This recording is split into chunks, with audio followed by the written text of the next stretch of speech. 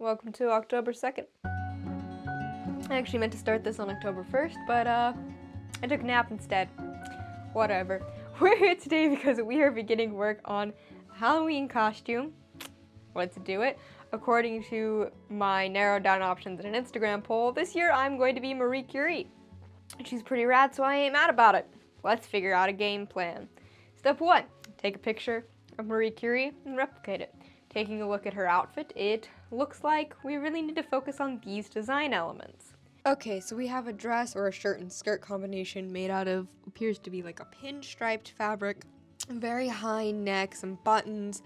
There's kind of this separation between the upper shoulder and then gathering, ruching to the rest of the top. The skirt looks full enough for the time period, but not so full as to be a hindrance in the lab. Looking at the sleeves, we have quite a poofier long sleeve style relevant to the era, and then cuffs at the end. So let's translate that into a pattern. Based on that picture, I ordered this fabric. I actually think I like this side better. I don't even remember if it's supposed to be the right or the wrong side. It was ridiculously hard to find a pinstriped fabric online that wasn't like $150 a yard wool suiting, and as much as I love Halloween, my budget don't love it that much. So I got this. I think it'll work great. And I also picked up this pattern from Hobby Lobby. I think this pattern is an excellent representation of this outfit Marie Curie is wearing in the picture I'm referencing on. The only thing that I'm probably going to change is the dramaticness of that skirt. That's not very lab appropriate or lab safe, so we're going to tone that down. But other than that, the rest of this should be pretty similar. And with that, we can move on to the next part, which is actually cutting out all of the pattern pieces. So let's do this. And of course, at points during this video, I will chat at you about Marie Curie's life. Now let's do it. I basically just spent the rest of this afternoon pulling out all of the pattern pieces and cutting them out and trying not to lose my mind over the sheer number and size. What day is it? October 3rd. No, it's cutting day. And on October 3rd, I cut out all of the pieces out of fabric and got a blister on my hand from the number of pieces I had to cut out. So then I started construction on the shirt, working on the bodice pieces, sewing all the darts, got to put the sleeves in, doing the placket for the buttons, etc. Just doing all of that shirt work and taking extra care to make it look super nice.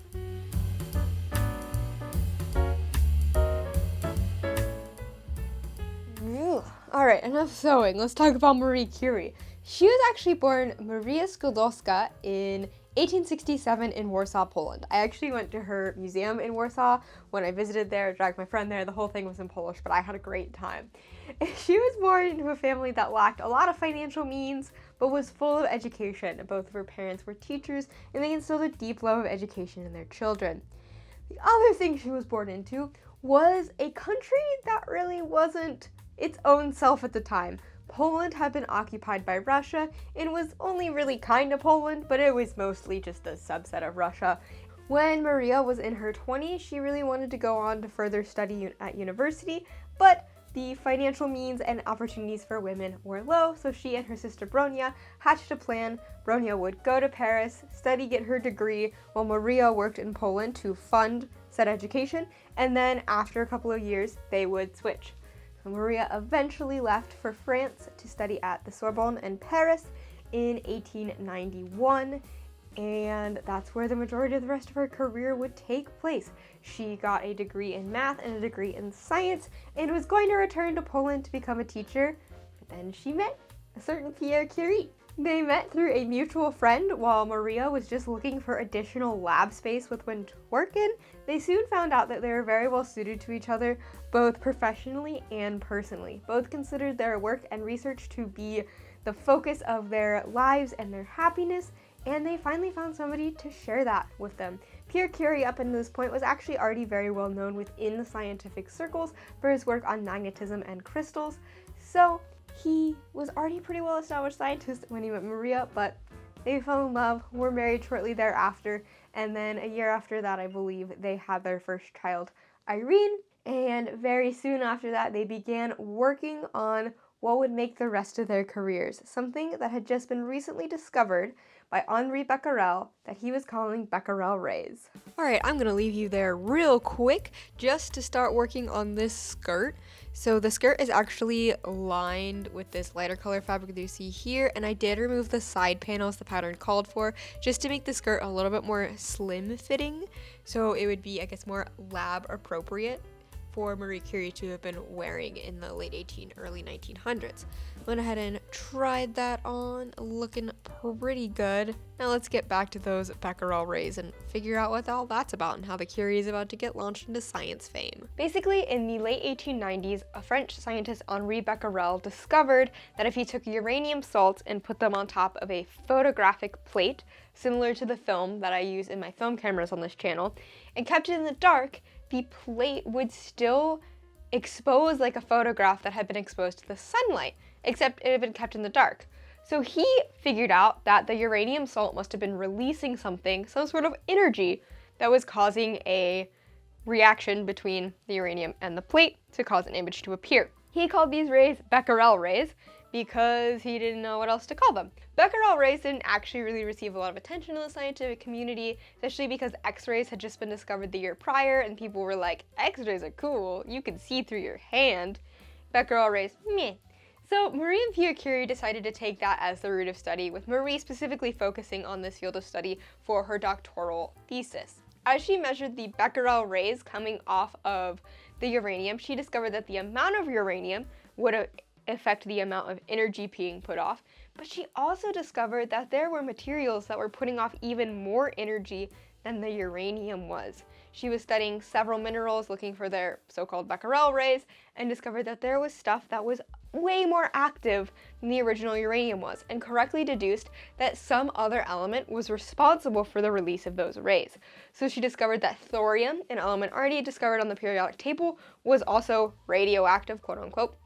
That's what Becquerel rays were, radiation. And she even further discovered that there were new elements in materials she was working with that were even more radioactive than the uranium and the thorium. In successive years at the end of the 1800s, both her and Pierre released the discovery of polonium and radium.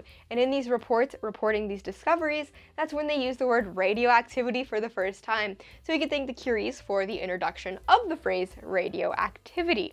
They were awarded the 1903 Nobel Prize in Physics, making Marie Curie the first woman to ever win a Nobel Prize. After winning the Nobel Prize, they would go on to have a second daughter, Eve, become rising stars in the physics community, and keep going on their work on radiation. Tragically, in 1906, Pierre Curie died in a horse-drawn vehicle accident. He was crossing the road when he ran into a horse and fell over, and then the wheel of the cart drove over his head, killing him practically instantly. There is some evidence that his motor function may have been impaired thanks to the radioactive material that he worked with, but either way, very tragic, and Marie was devastated by her husband's death. I'm gonna leave you on that cliffhanger, and we're gonna go back to working on this project. Alright, costume is done. You'll see it at the end of this video, but we are in need of a set so I can really showcase the amazingness of this costume. So I've gathered together all of the scientific equipment I randomly have around my house for darkroom purposes. Got this really big wooden table buffet thing that I think would work perfectly as a lab bench, and even have my mom even sent me some vials with little glow-in-the-dark aquarium rocks to mimic like radium in vials, because Marie and Pierre Curie would carry around radium in test tubes everywhere. They loved the glow of it. Again, the dangers of radiation and radioactivity were not known back then. So that's what I'm thinking. Gonna cover up the giant periodic table because it's kind of awkward to be posing somebody with like elements that weren't even discovered listed behind her. And let's build this thing. And then I'll tell you more about what happened after Pierre Curie's tragic death.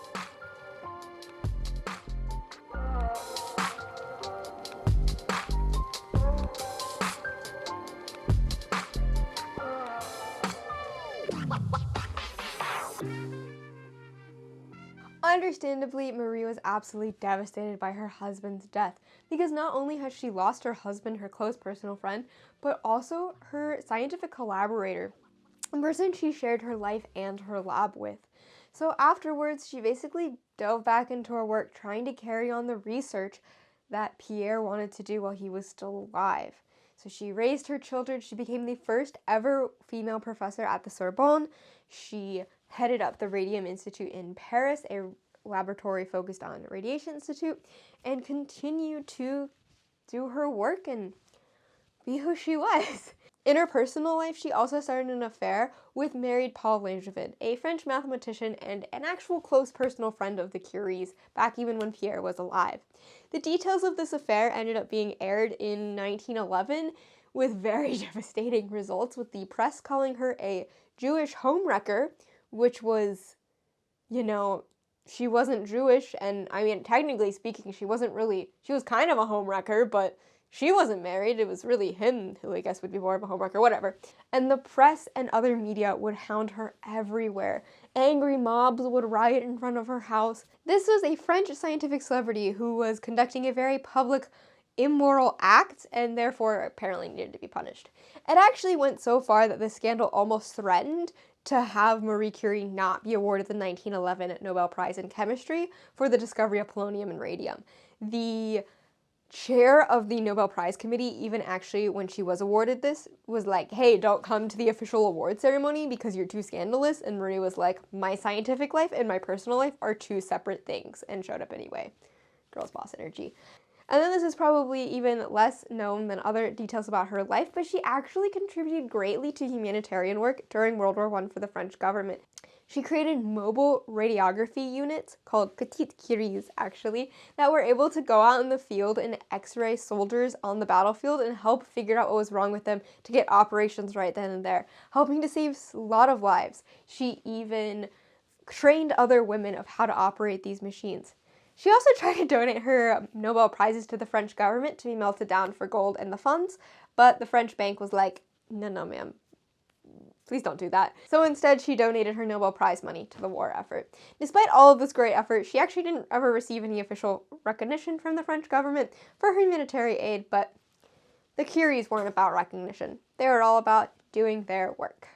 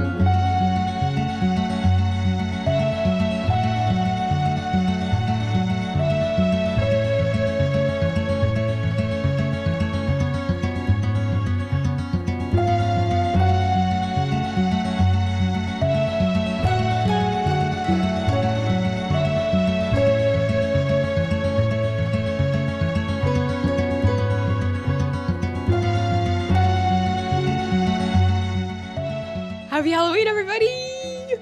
It's finally Halloween. Here's my costume. Oh my gosh, I think it turned out freaking amazing. This is probably one of the...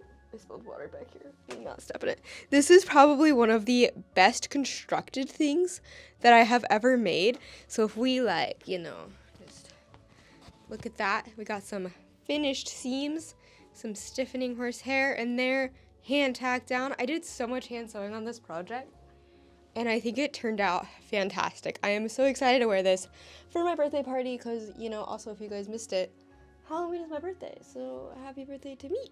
Anyway, it's difficult to contain Marie Curie's legacy and contributions into such a short video. I tried my best. I had to leave a few things out, but meh. Following World War I, her celebrity only continued to grow. She took multiple tours, including visiting the United States and continuing to talk about radium and radium research throughout the entire world. She even trained a whole new generation of scientists, including her daughter Irene and her son-in-law, who would go on to win their own Nobel Prizes for studies in radioactivity. In 1934, Marie Curie passed away from aplastic anemia, which was related to the years and years of radioactive exposure that she had in the lab. Today we know a lot more about radiation, but again, her legacy cannot be contained. She did so much. She broke up a whole new world of physics and chemistry, broke ground for women in her field, winning 2 Nobel Prizes, remaining still the only person to this day to win 2 Nobel Prizes in 2 separate sciences, let alone the first woman. And overall, she was just an amazing person. She persevered throughout economic hardships, public scandal, death of loved ones, and she still remained committed to her work. She's just amazing. She's one of my favorite people, and the more I learn about her, the more she becomes one of my favorite people. But this is my Halloween costume, Marie Curie, for this year. I'm in love with how it turned out. Now I'm off to go do some fun birthday and Halloween things. So please like this video. Please comment below what you think about my costume. Share it with all of your friends. Have a very happy Halloween and keep it sciencey!